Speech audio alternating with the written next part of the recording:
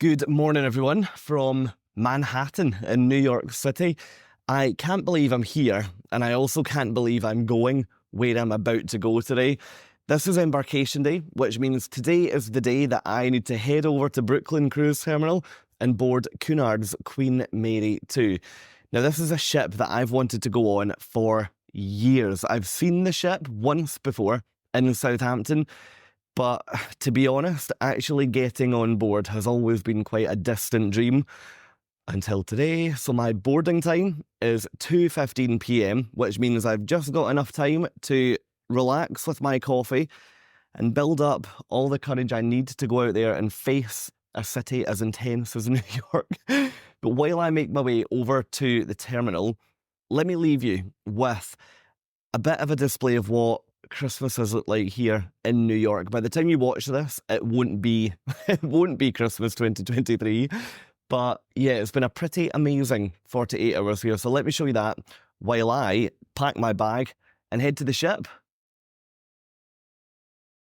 What can I say about spending a few nights in New York City in the run-up to Christmas? Well, it was absolutely unbelievable. I've wanted to go to New York for years at Christmas time, but I've never really had any reason to make the trip because I've always been busy. However, this year I am so glad that I did. One thing that I will be totally clear with you on is that this is potentially the busiest city that I've ever been in, and at Christmas time, if there's a tree, there's going to be thousands of people trying to get their photo taken with it. At times it's a little bit overwhelming, so you do have to be careful when you go around the city to try and avoid the crowds. But honestly, I found the whole place to be absolutely magical and therefore totally worth it. Anyway, you're not watching this video today to hear all about Christmas in New York City. You're here to find out more about what it's like to board the last remaining ocean liner in the world down at Brooklyn Cruise Terminal. Therefore, let's say goodbye to the city, let's say hello to the train, and let's make our way over to Brooklyn. Now, the journey from the Flatiron building, which is where my hotel was, over to Brooklyn Cruise Terminal takes about 1 hour. That does account for a little bit of walking to get to the train, and quite a bit of walking to go from the train down to the cruise terminal. What I will say is that if you are athletic and if you can walk decent distances, then this walk is absolutely fine because it is all flat, but there are some pretty big roads that you have to navigate your way across, and there's also quite a lot of streets that, yeah, they're not the most desirable of streets to be walking down, is probably the polite way of putting it. However, once you get to the end of this area, you then see the ship. Look at Queen Mary 2. When I got to here, I had goosebumps and I could not wait to get on board. We've made it. We're now down at the terminal, and right behind me, you can hopefully see the Queen Mary 2. The ship looks absolutely beautiful. At the point of recording this, she only came out of dry dock, which is when they refurbish a ship, like 3 weeks ago, so I cannot wait to get on board. Yeah. This feels so weird. Now, if you are cruising from New York, there's two primary locations that you could cruise out of. One is where we are today, which is over in Brooklyn. So you can maybe see in the distance that you've got the New York skyline, but you're not right beside it. It is about a 30-minute subway ride out to here. Or location number 2 is called Pier 88, and that's part of Manhattan Cruise Terminal.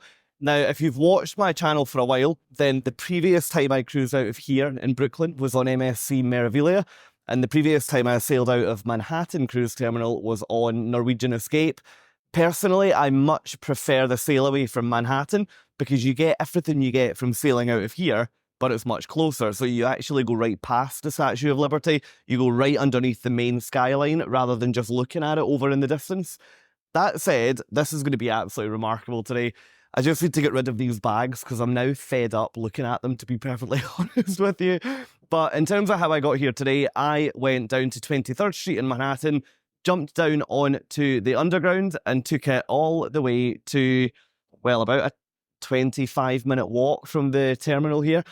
The walk when you get off the subway is a little interesting. It's a little bit more interesting over here than what it is in Manhattan. So yes, I maybe won't show my parents the fact I've just walked through there. So if they're watching now, then thankfully I have survived. But look, let's get onto this incredible ship. I still can't believe we're here. So I'll see all of you on board the Queen Mary 2. I've spoken to so many people about Queen Mary 2 over the years. Some love the look of her, others not so much, but I am personally already completely sold. Did you know that at the point of the ship being built, she was the largest, the longest, the tallest, the widest, and the most expensive passenger ship ever built?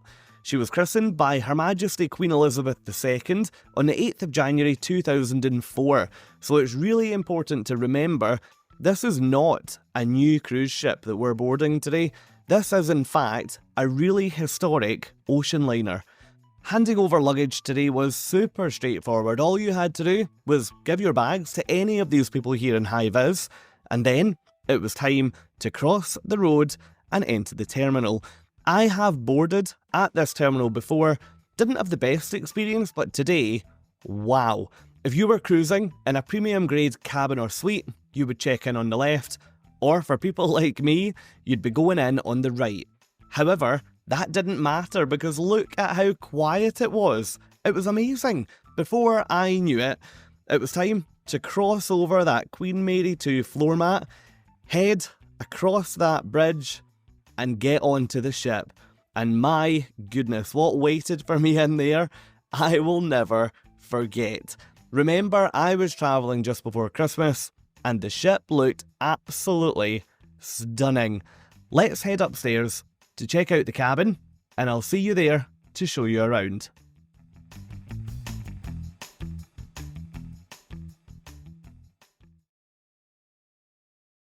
We're now on the ship, and we're now in my cabin, and I am so excited. So I am staying in an inside cabin up on deck number 5 of the ship for this cruise.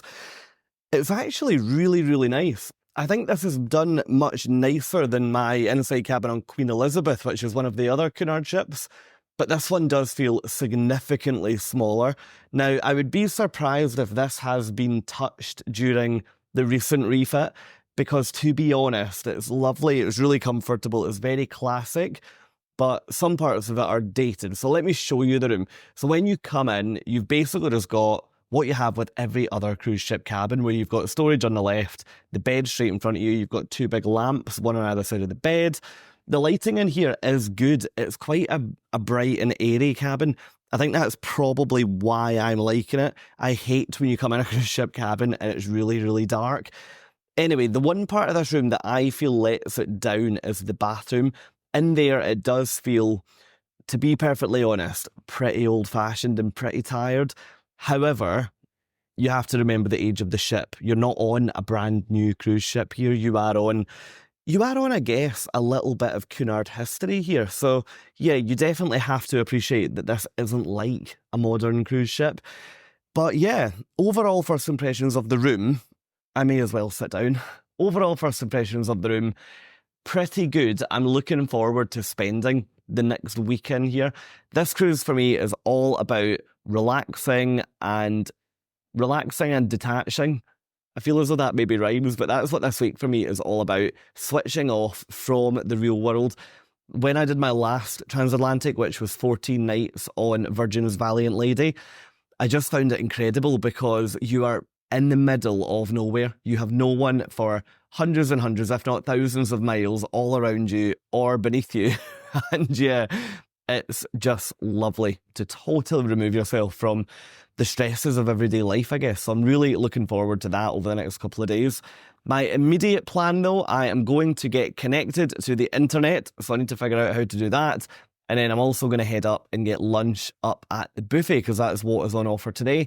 I can't wait for a pub lunch on here. It was my favourite dining venue on Queen Elizabeth, but it's not open today. So tomorrow at midday or whatever time it is, I will be in that pub, hopefully eating a tikka masala or or a steak pie. I cannot wait to get back to the UK for more of that. Anyway, look, I am going to relax in here for a bit. get on the internet, and I'll see all of you at lunch. Okay, disaster territory has now been entered. I have just been for lunch, I've eaten lunch, and I forgot to show you what I had. So I can't even fake it because the buffet is now fully closed. So yes, I'm here to admit my failings. Anyway, we are now on the top deck, and this ship, good grief, I think I'm falling in love with this not cruise ship, ocean liner. It is stunning. Look at the back of this. It is just absolutely beautiful. I am so looking forward to spending the next week discovering everything about this ship. It's going to be totally different to anything I've done before. Now, New York, good grief. I never, ever, ever will get tired of cruising out of here. I do prefer, as I said earlier, I do prefer Manhattan Cruise Terminal, but even this, I mean, let me just spin round. You've got the whole of the skyline, and the benefit to cruising out of here is that you've also then got the Brooklyn Bridge behind. You actually feel like you're in a movie. I will never, ever, ever grow tired of this. Anyway, I am going to go for a walk around the ship and do a little bit of exploring to try and get familiar with where things actually are. I'll show you some of those venues, and after that, it will be time to leave the Big Apple on one of the most iconic ships in the world. So yeah, let's head down, explore the ship, and then we'll come back up here and hopefully watch one of the most beautiful sailouts so far. I couldn't help but get incredibly emotional watching the sunset go down as we were preparing to sail out of New York City. This trip back to Southampton in England comes at the very end of what has been for me an absolutely incredible adventure. If you've just found my channel today for the first time, then I spent about 10 months out of a year living almost exclusively on cruise ships, and Queen Mary 2 was the ship that took me home for Christmas. The feeling of standing out here on the deck watching the final sunset of that adventure was truly remarkable. Sailing away from New York is something that I think everybody needs to experience at least once in their life. I'm not going to voice over this part of the video because I want the images to speak for themselves. So I'll speak to you once we've cast off from the berth and when we're heading out to sea.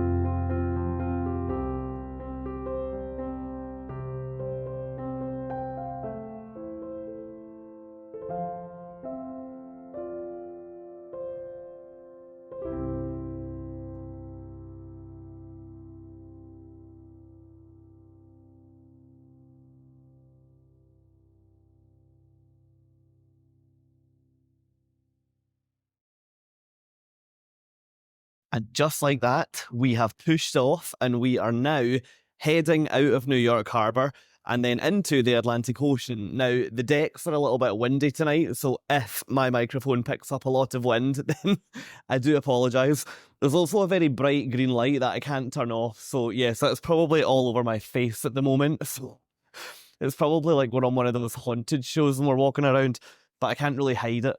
Anyway, look, after you leave the dock on a New York cruise, if you are cruising out of Brooklyn, you will pass under the bridge, which I'll put the name of it at the bottom of the screen now for you, because I will probably pronounce it wrong anyway.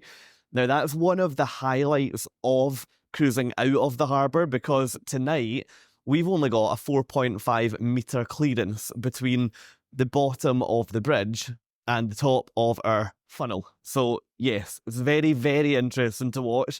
It always blows my mind that they can calculate that, and it is such a tight fit.